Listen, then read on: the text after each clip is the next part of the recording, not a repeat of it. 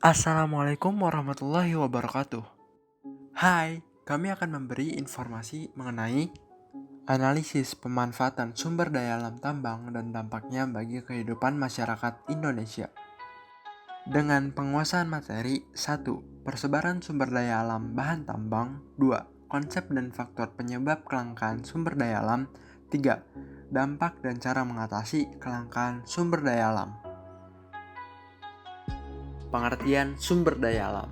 Secara umum, sumber daya alam adalah segala sesuatu yang bisa diambil atau dimanfaatkan dari alam karena memiliki nilai manfaat untuk memenuhi kebutuhan manusia. Sedangkan pengertian dari sumber daya tambang adalah sumber daya alam yang berasal dari dalam perut bumi dan bersifat tidak dapat diperbaharui, yang dapat diproses dari penambangan baik di darat maupun di lepas pantai.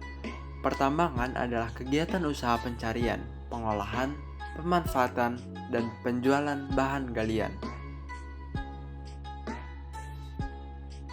Potensi dan persebaran sumber daya alam di Indonesia sangat banyak, salah satunya adalah SDA, terutama di bidang pertambangan. Namun, potensi sumber daya alam di sekitar pertambangan ini akan menjadi sia-sia jika tidak dikelola dengan baik dan bijak. Menurut Undang-Undang Nomor 11 Tahun 1967 tentang pertambangan, barang tambang dibagi menjadi 3 macam, diantaranya barang tambang golongan A atau yang biasa disebut dengan strategis. Barang tambang ini memiliki peran yang sangat penting dalam memenuhi kebutuhan negara. Beberapa bahan yang termasuk ke dalam golongan A atau yang biasa disebut dengan strategis ini antara lain ada 5. Yang pertama, minyak bumi. Yang kedua, gas bumi. Yang ketiga, batu bara. Yang keempat, nikel. Dan yang kelima, tanah putih. Barang tambang golongan B. Barang tambang golongan B atau vital merupakan bahan galian yang memiliki peran penting dalam perkembangan ekonomi suatu negara dan dimanfaatkan oleh negara maupun penduduknya. Ada beberapa barang tambang golongan B, antara lain tuh ada emas, perak, platina, dan sebagainya sebenarnya.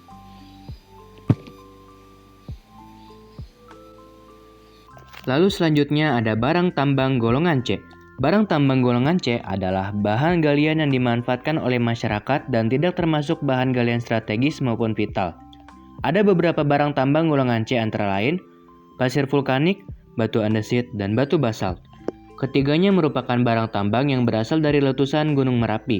Ketiga barang tambang ini dapat ditemukan di sepanjang jalur gunung api yang masih aktif. Lalu ada obsidian. Ini merupakan batu kaca yang terbuat dari lahar yang terlalu cepat mengering. Batu ini memiliki beragam warna dan dapat ditemukan di beberapa gunung api berumur kuarter dan Pleistosen. Lalu selanjutnya ada batu granit. Batu granit terbentuk jauh di dalam bumi sehingga dapat dikategorikan sebagai batuan beku dalam. Dan di Indonesia, batu granit banyak ditemukan di Bengkulu, Jambi, Kalimantan Barat, Kalimantan Selatan, Kepulauan Riau, Aceh, Sulawesi Selatan, Sumatera Barat, Sumatera Utara. Lalu juga ada marmer. Persebarannya di Indonesia ada di Bengkulu, Riau, Aceh, Sumatera Utara. Dan ada kaolin. Ini merupakan batuan dari penggabungan antara mineral lempung dan kandungan besi yang rendah. Kaolin tersebar di Bali, Jawa, Kalimantan, Maluku, dan Sumatera Utara.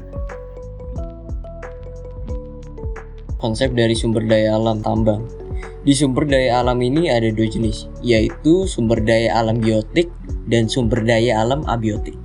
Sumber daya biotik adalah sumber daya alam yang berasal dari makhluk hidup, yakni tumbuhan dan hewan. Contohnya seperti manusia, hewan, dan tumbuhan. Dan yang kedua adalah sumber daya abiotik. Dan sumber daya abiotik adalah sumber daya alam yang berasal dari benda mati. Contohnya seperti tanah, air, udara, sinar matahari, dan hasil tambang. Faktor-faktor yang menyebabkan kelangkaan sumber daya alam. Apa saja sih yang menyebabkan sumber daya alam semakin langka keberadaannya?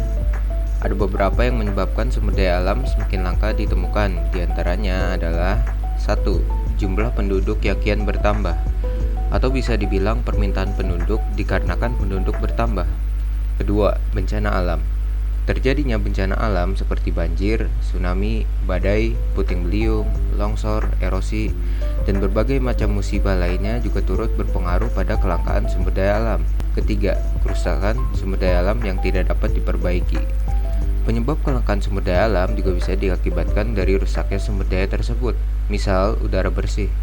Ketika udara bersih tercemar melalui radiasi dan polusi, maka tidaklah mudah untuk mengembalikan udara bersih yang sudah tercemar dan menjadi langka. 4. Letak geografis yang berbeda satu sama lain. Sumber daya alam antara satu negara dengan negara lain bisa berbeda-beda.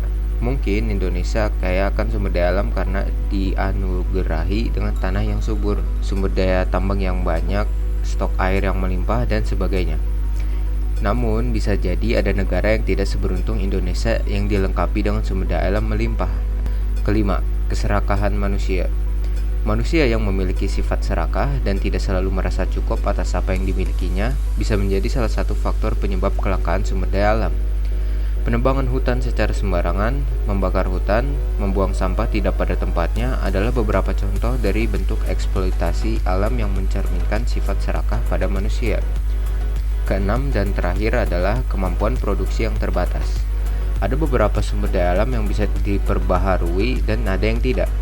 Misal, hewan dan tanaman. Keduanya adalah contoh sumber daya alam yang memang bisa diperbaharui karena melakukan perkembangbiakan. Namun, ada pula sumber daya alam yang tidak bisa untuk diperbaharui, seperti logam, emas, batu bara, minyak bumi, dan sebagainya. Apabila ada beberapa sumber daya alam yang kemudian mengalami kelangkaan, maka itu dikarenakan kemampuan untuk memproduksi sumber daya alam ini sudah terbatas. Bisa jadi keterbatasan produksi ini disebabkan oleh teknologi yang kurang canggih, karyawan yang belum kompeten, dan sebagainya.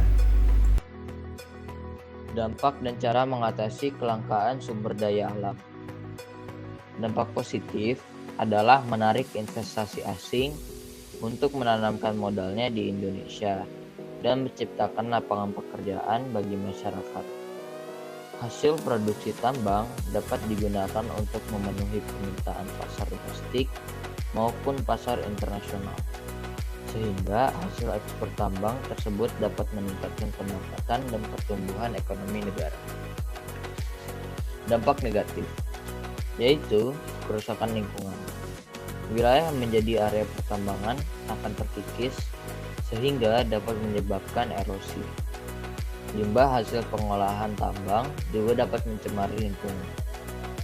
Kegiatan industri tambang yang menggunakan bahan bakar fosil menghasilkan CO2 yang dapat menimbulkan efek rumah kaca dan pemanasan global. Cara mengatasinya adalah menyusun skala prioritas. Kedua, alam menerapkan prinsip ekofisiensi. Yang ketiga, menggunakan energi alternatif. Sekian dari kami. Wassalamualaikum warahmatullahi wabarakatuh.